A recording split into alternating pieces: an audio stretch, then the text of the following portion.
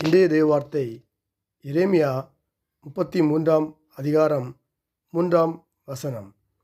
என்னை நோக்கி கூப்பிடு, அப்பொழுது நான் உத்தரவு கொடுத்து, நீ அறியாததும் உனக்கு எட்டாததுமான பெரிய காரியங்களை உனக்கு அறிவிப்பேன். ஆமேன்.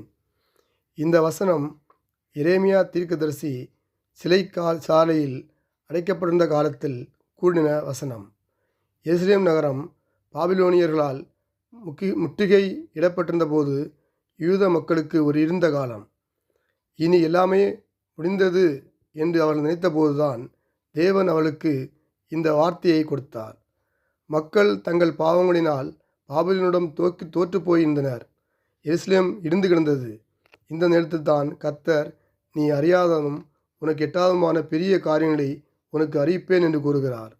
சூழ்நிலைகளை நாம் ஒருபோதும் பார்க்கக்கூடாது. எந்த சூழ்நிலையில் இருந்தாலும் தேவனால் அற்புதங்கள் செய்ய முடியும். எரேமியா சிறைப்பட்டு இருந்தாலும் அவர் கடவுளை நோக்கி கூப்பிட்டார். அவரும் அதற்கு பதில் கொடுத்தார். நாம் எந்த நேரமும் கடவுளை நோக்கி கூப்பிடலாம்.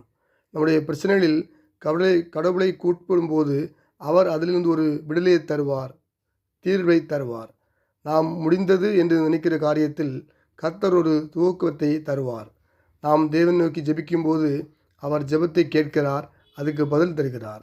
நமக்கு தெரியாத விஷயங்களையும் நம் சிந்தனைக்கு எட்டாத காரியங்களையும் வெளிப்படுத்துகிறார். கர்த்தாவே, இன்று நான் உம்மை நோக்கி கூப்பிடுகிறேன்.